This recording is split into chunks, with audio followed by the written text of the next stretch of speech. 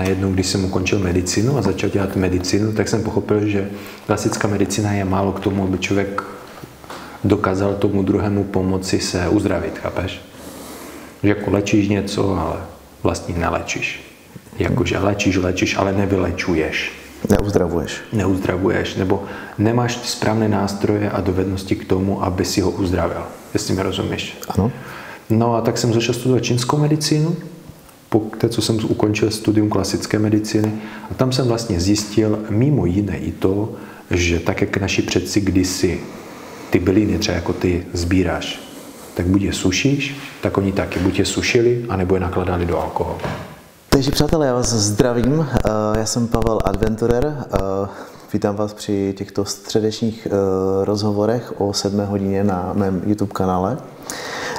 Dnes jsem si udělal výlet do Prahy, respektive k Praze, do Roztoku Prahy. Jsem tady na návštěvě u mého vzácného kamaráda a taktéž hosta, jimž není nikdo jiný než Rodion Schwarz. Já tě zdravím, ahoj. Ahoj. Děkuji, že jsi přijal.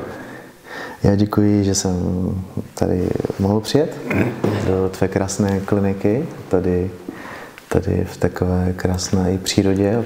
A stoliko šalví. Ano, tak teď jsem na takové obchodní cestě a mám tady benky. No ale já to říkám protože musíme říct hned ze začátku, že už v čekárně to všechno začalo, když prostě klienti, pacienti přišli a sami si nakoupili, aniž bychom dělali jakoukoliv reklamu. Je to pravda. Ono ostatně všechno má začátek i konec. A jsme začali, ale věřím, že jsme ještě neskončili, že teprve... Ono se říká, že vlastně osvícením všechno začíná, ten život, ten hloubce žít život. Děkuji, takže já jsem tady takhle na zdraví připálil šalví řeckou a taktéž Rody, můžu tak říkat, tak v pořádku, tady už popíjí tento léčivý, lahodný elixír předků, přátelé. Rody je mimo jiné spisovatel. Já jsem vlastně neřekl, co jsi, ale ono takové ani často není podstatné, jako co jsi. Lidé mají jako tyhle, jako že on je tamto a škatulky. Jako dobře, tak můžeme říct, že Rody je spisovatel a můžu vyjmenovat, co všechno jsi, ale já myslím, že není jako podstatné, co jsi, ale spíš je podstatné, co ty tvoříš a nebo vlastně jaké dary máš, jaké jsi dostal a jakým způsobem je přinášíš a prospíváš naší společnosti, našemu celku, ať už českému, anebo celosvětovému, protože Rody má původ na Ukrajině. Ano. Je to tak?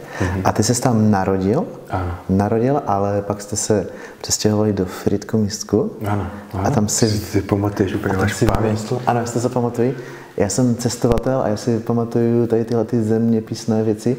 A pro mě to je obrovská jako těžké pochopit, protože já miluju mapy a já když někoho potkávám, tak já se vždycky ptám, jako, kde se narodil a kde vyrostl. Já si to pamatuju. Prostě. Frýdek Místek. Tak to bychom mohli rovnou pozdravit. Zdravíme Frýdek Místek, moje rodné město. Můj otec se tam taktéž narodil, můj taťka, Petr Kole, ano, prosím. A vlastně z otcovy strany teď vyrostl v Žabní, ty patrně znáš. Vlastně spolužáky ze Žabní. Vesnice Žabeň, takže já tam mám vlastně kořeny z otcovy strany. Jak je ten svět malý, že? Svět je malý a o náhody není nouze, jak bylo řečeno v pohádce Lotrando a Zubejda. Tak co to teda, Rody, popijeme, prosím tebe, nebo připijeme teda na zdraví.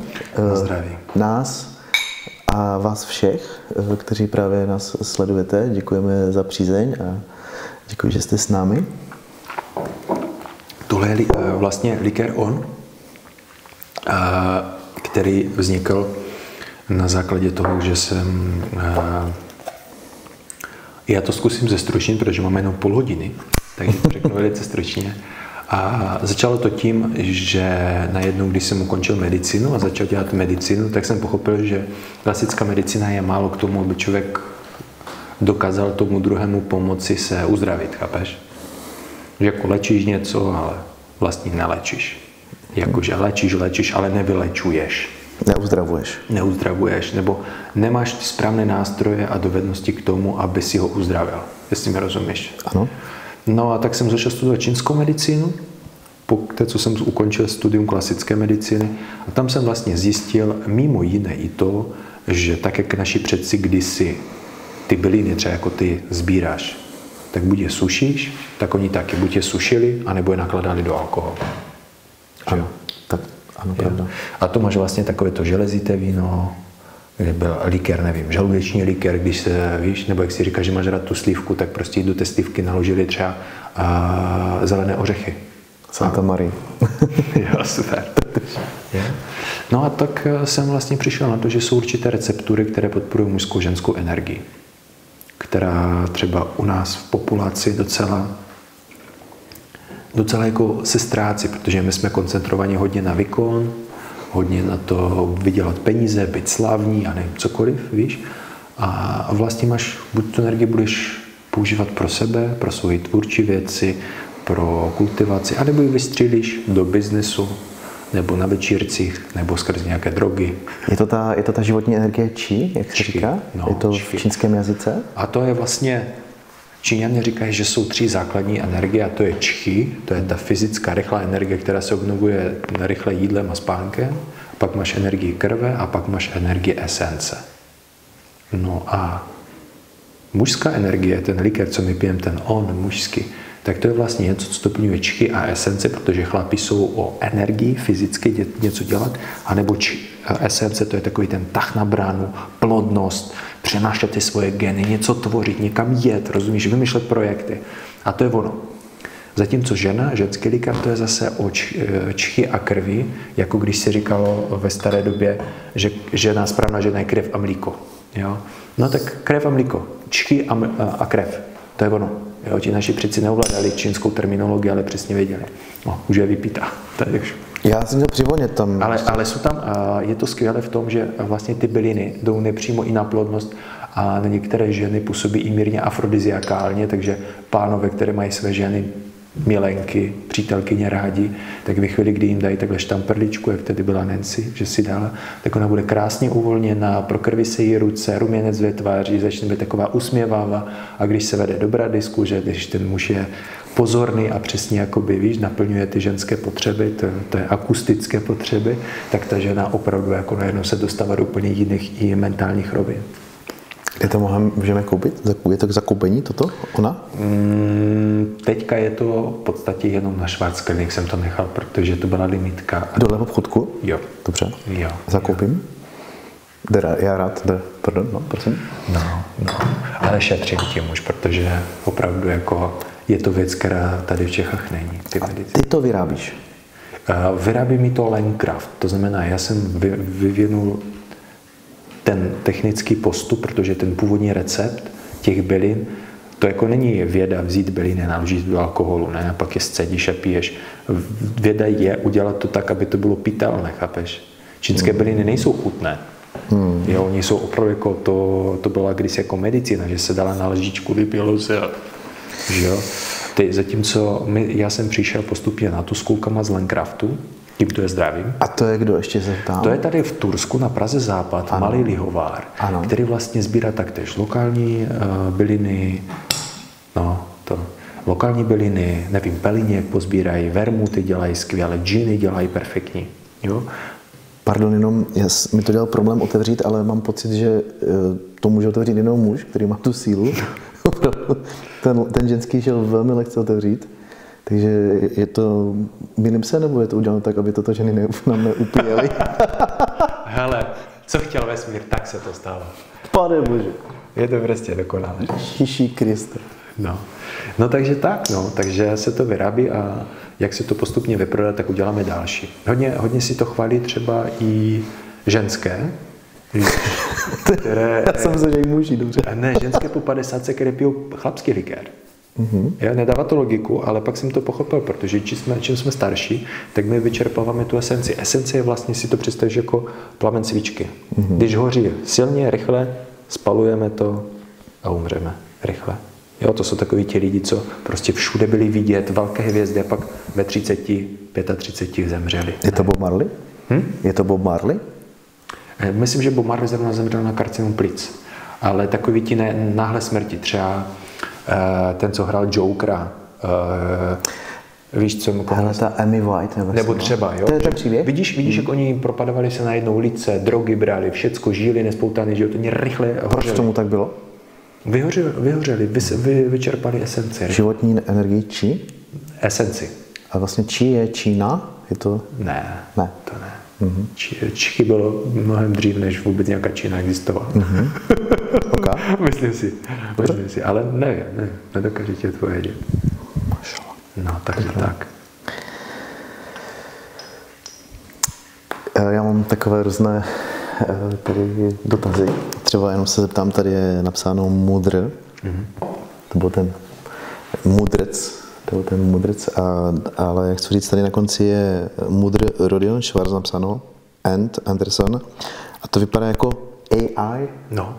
Je to AI? Je to AI? Opravdu? Jo. Já si myslím, že dokonce tohle je snad první oficiální knížka v České republice, kde autor oficiálně přiznal, že používal při psání AI. Ježíši Kriste. Ale jinak to nešlo, protože ty znalosti, které v té knížce jsou, to je vlastně spojení klasické evropské herbalistiky, čínské herbalistiky a ajurvédy. A já neznám žádného člověka, který ovládá, v hlavě má všechny recepty a všechny prostě byliny, přesně popisky a k čemu používají a nejvíc, jak se dají navzájem zkombinovat. Že se vezme třeba jedna bylina z ajurvédy, 2, 3 byliny třeba z čínské medicíny a pak se dají naše byliny a vznikne unikátní recept, který dává smysl. Protože každý ten recept mi pročítávala lékařka, která celý život se věnuje herbalistice. Říkala, jsou to velice zvláštní recepty, ale dávají smysl a vidím v nich genialitu. Ale ještě neznám nikoho, kdo by spojil všechny 3 dohromady. Buď někdo ovládá klasickou, naši, všechny bylinkaření, nebo se věnuje čínské medicíně, nebo se věnuje ajurvédě. Ale já jsem si řekl, proč? Jedna planeta jsou byliny, a to, že jedno to roste v Indii a druhé v Číně a třetí tam, když to ve finále spojíš a udělá to přesně to, co máš, co má, no tak to je geniální, ne? No a k tomu mi pomohla AI a pak samozřejmě jsem to ještě revidoval s odborníky z jednotlivých těch. A ještě to nám ale působí, že to je jako jednička, jako že to je A1, to je nějaká... Ne, AI, to je asi jako... To je dálnice v Německu, nebo... Možná, nevím. Já jsem tady od toho, abych se ptal. Jo, ok. Proto dělám ty rozhovory. Ano.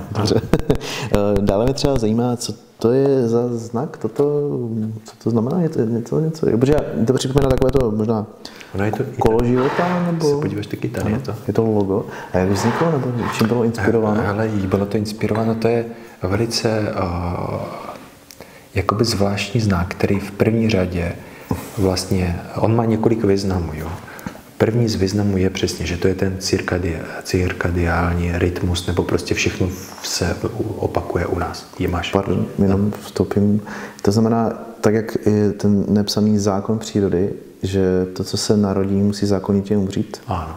Vlastně se prohazuje ta dualita, že... Prostě, že se to cirkuluje. Jaro, léto, podzim, zima, narození, dospívání, dospělost, stáří, smrt a všechno. To je vlastně základ. Vlastně cirkulace. Pak ten symbol taky znamená symbol rodu. Ano. Jo, protože nevím, jestli to víš, já jsem to třeba nevěděl, no, ale víš, jak se jmenoval nejstarší bůh ever? Přemýšlím, vydrž mi. Nejstarší bůh ever. Jo. Prabůh všech bohů, jako jediný první bůh, jak ho nazývali. Širec? Dobře. Nevím, jmenoval se Rod.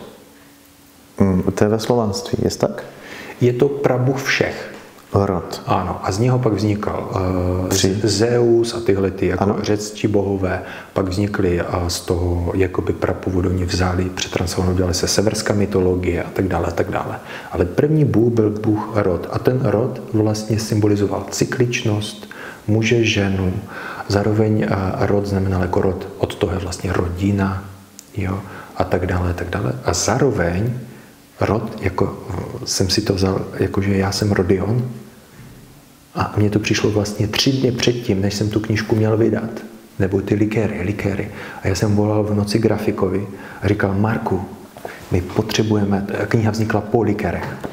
Říkal, my musíme na ty likéry ještě dát tady ten malý symbol. Já vám to teďka nemůžu vysvětlit, protože to je mnohem složitější. Já jsem ti to teďka hodně zkrátil, jo? Ale má to mnohem větší hloubku ještě. To se dočteš v té knížce. A tak Marek v noci ještě dodělával a druhý den ráno to šlo do tiskárny, jo? Takže každá ta léhr má ještě ten symbol. Rodion, to je jméno, je to typické jméno, je to časté jméno? Vůbec. Já znám 3. V České republice statisticky žil pouze 3 Rodionové. A na Ukrajině? Já jsem potkal jenom jednoho za celý svůj život. Je to vzácné?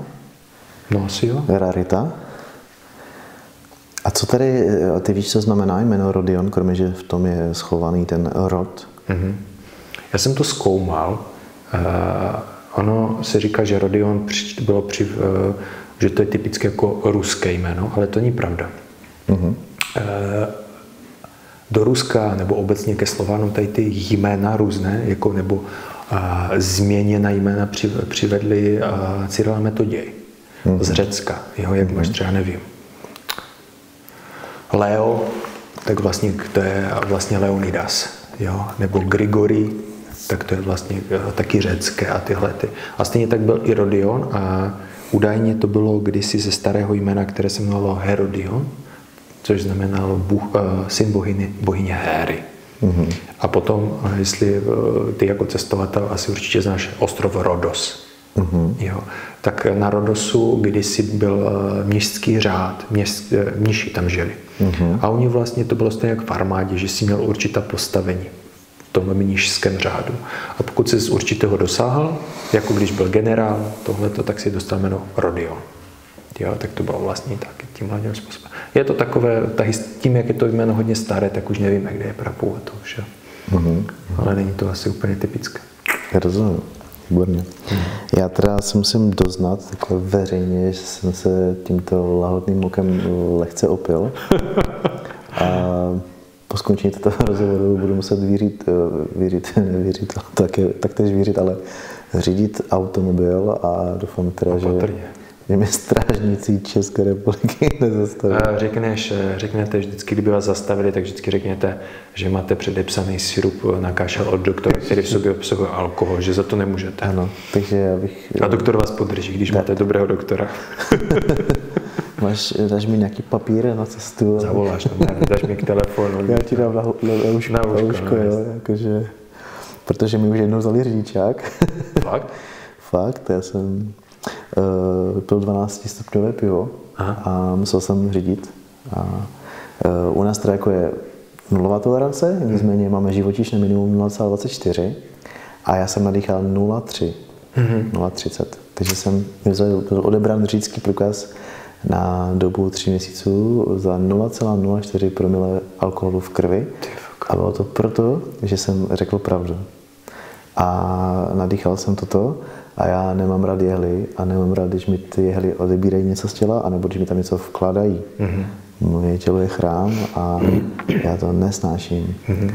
Takže jako, já jsem věděl, že bych mohl třeba na krevní test a že by, než bychom tam přijeli a než by to vzali, nic by nebylo. Mm-hmm. Ale já mám svoje nějaké zásady. Jasně. Hlavně moje tělo je boží, je to dar od Boha. Mm-hmm. To jsem trošku odbočil. Navraťme se k tobě. Elixíry předků. Takže rozumím. Rod. Ještě mi tam napadlo rod.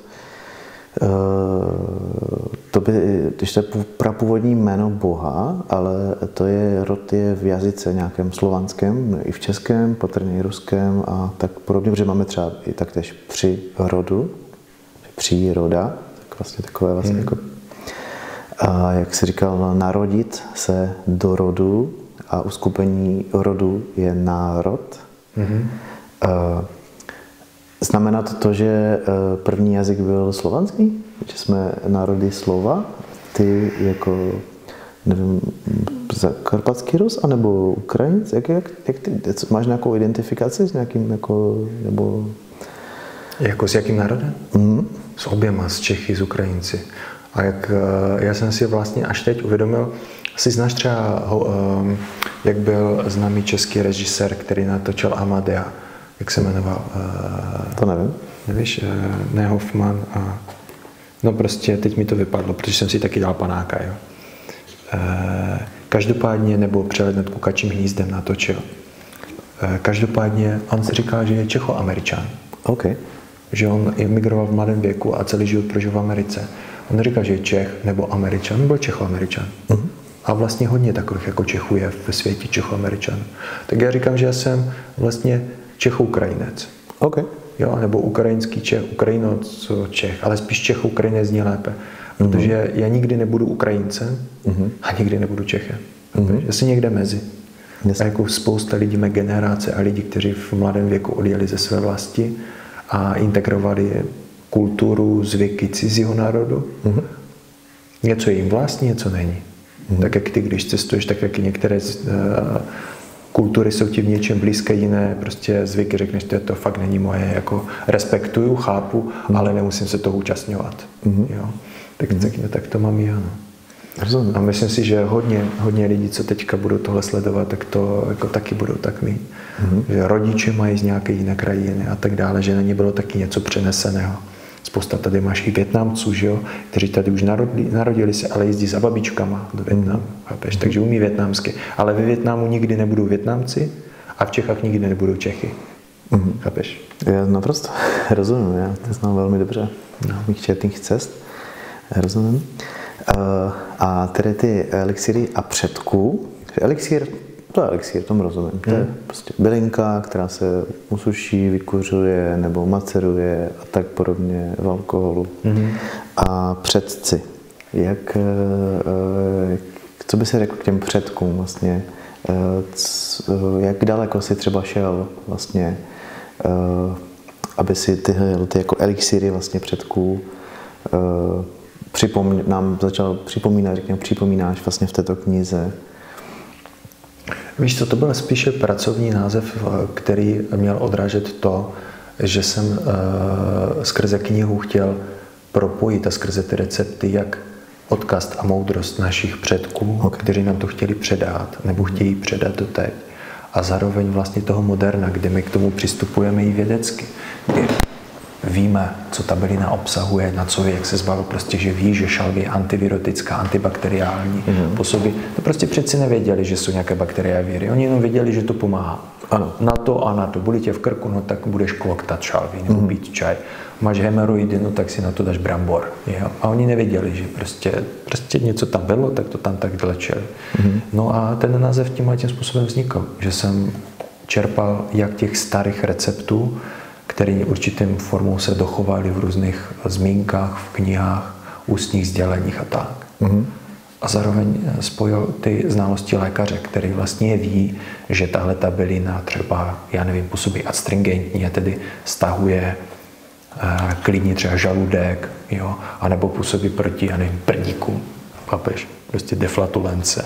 Takže tímhletím způsobem, proto to byly elixíry předků, umění medicinálních likérů, jako když naši předci dělali ty svoje likéry, ty babičky si nakladali ty bylinky, dědové dělali ta vína, já nevím, můj děda třeba dělal víno, jo, každý. Já si to teď pamatuju, jak jsme prostě dělali jako kluci, šlapali v bečce, že jo, s divokýma třešněma a dělalo se z toho víno a oni na to... Na Ukrajině?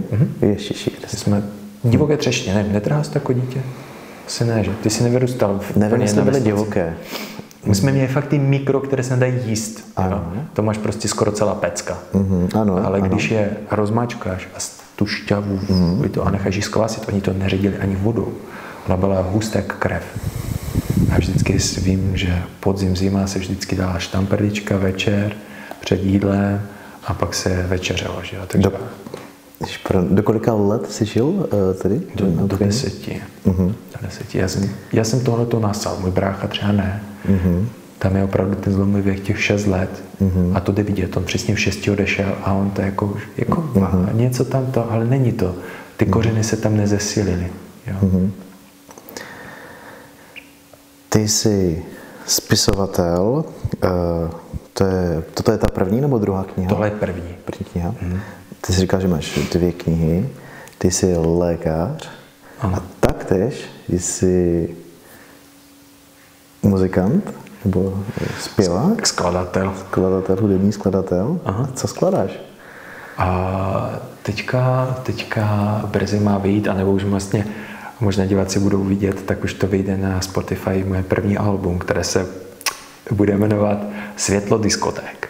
Je to funky groove disco, je to odkaz vlastně, když se vracíme Kool and the Gang, jo, Michal David, všechny tyhle ty jakoby takové ty, já vím, že spousta kritiků se najde, ale tohle to už je dávno jako mrtvý vůbec, ale mě to baví. Mě baví basové linky, můj otec je hudebník, který prostě hraje na basovou kytaru a já to mám prostě v genech. Takže mě to prostě chytlo, ty umělé inteligence a to, že ti to dokáže jakoby pomoct i přesto, že člověk není odborník, ví, že neumí noty nebo nemá budget si objednat tady profesionální hudebníky a studio nahrávací, tak zároveň může jako dělat dost dobrou kvalitní hudbu. No, vlastně diváci to ocení sami, že jestli to bude kvalitní nebo ne. Ale takhle, no a teď prostě dělám rap a hip-hop a je to i taková intimní zpověď, to bude druhé album. Mm-hmm. No, intimní zpověď. No, to by se mohlo tak jmenovat. Intimní zpověď a intimní zpověď, protože to je čím se nám tam zpovídáš? Ale zpovídám se... Asi se, víš co, já jsem uvažoval, jak bych se pojmenoval, jo.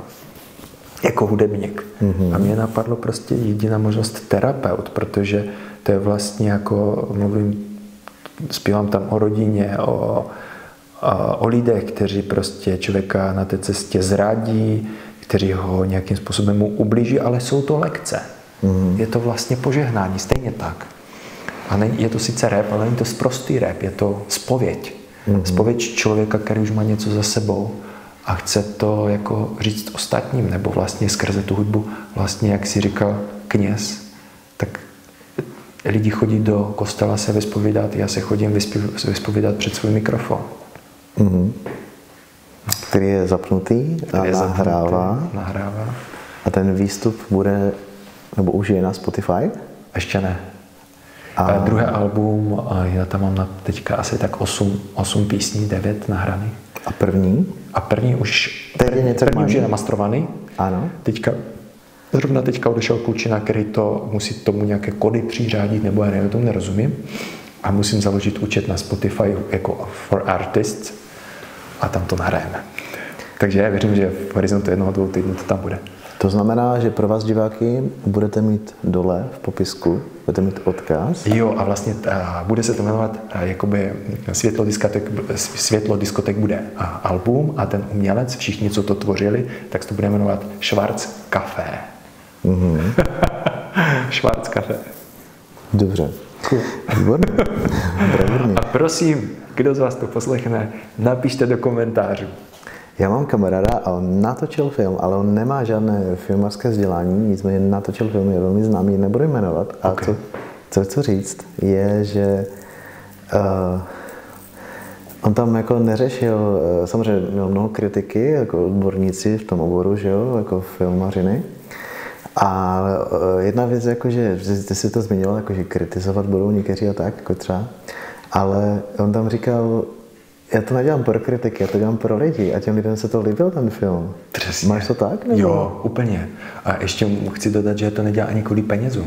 Mm-hmm. Protože spousta lidí třeba do ničeho jde primárně kvůli zisku. Víš, co myslím?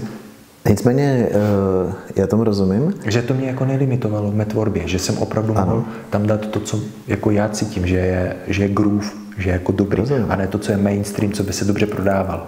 Rozumím, jasně, naprosto. Nicméně jsou vlastně, to je rozdíl vlastně. Někdo dělá věci pro peníze, to za mě není ta správná cesta, a někdo to dělá za peníze, protože ty si vydal nějakou energii a něco nabízíš a těm lidem, když to vlastně dá něco, tak ti za to tu energii můžou vrátit. To 100%. Ve formě peněz. A tomu jsi otevřený. To jo, to jsem. Rozumím. To jsem. Ale to je dobře, to říkáš správně. To je možná jedna z věcí, které jako umíme peníze dávat, platit, ale spousta lidí neumí peníze přijímat, jako ty dary. Víš, když už se ti zhodnotí to tvoje snažení, třeba jak ty sbíráš šálvy a toto, tak očekáváš, že za tu práci taky, protože pak ty peníze potřebuješ na benzín. Chápeš? Nebo já nevím, koupit si letenku, nebo cokoliv, jako bez toho to nejde. Jo, aby si mohl tvořit dál, aby si mohl něco vytvářet dál, šířit to dobré poselství. Protože všechno je vlastně výměna, takže ty dáváš a přijímáš. Jo, peníze musí plynout. Je potřeba, aby bylo všechno v rovnováze. Stopra. Výborně, nádhera. Dobrá, ještě čas? Čas se chýlí ke konci a ještě se tam, ta knížka je taky k mání někde? Jo, byla i jakoby na e-shopu, ale teďka vlastně asi jenom tady na klinice, nebo když by mi lidi na Instagram napsali, tak jim rád tu knížku pošlu. Jakože jak mání ještě pár desítek kusů určitě. Když bude velký zájem, je možný dotisk? Určitě. Ty máš tady e-shop na nějakých webových stránkách? Jo, ale teď jsme ho vypli, protože byl tak velký zájem, že... Ano? Instagram. Když mi napíš na Instagram, dobře, odpovím, pošleme, vyřídíme, uspokojíme. Dobře, takže k světlám diskoték a patrně i zpovědí Rodiona přidám odkaz na Instagram a pokud vás tato kniha volá, kniha Elixír předků, tak napište Rodimu na Instagram a Rodion Schwarz. Rodion Schwarz. To je jednoduché. Napište mu a bude to na vás, jak se domluvíte. Budete muset tvrdě vyjednávat, protože knih je málo a zájem je velký. Děkuju. Já taky. Děkuju moc za tento krásný rozhovor. Věřím, že se nevidíme naposledy. Ať už osobně, tak i vlastně i před objektivem kamery.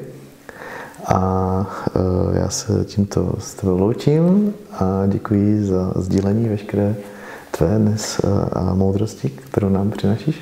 A taktéž děkuji za to propojení, řekl bych, ukrajinských a českých národů a že se takhle vlastně obohacuješ, že se takhle vlastně naše kultury obohacují, protože my jsme národy slova, slovanští národy a za to já děkuji. Já děkuji. Byl jste hezky. Děkuji. A já vám taktéž děkuji za slednutí toto videa a uvidíme se zase příští středu v 19 hodin, bude premiéra zase na YouTube. Mějte se krásně a užívejte život. Ahoj.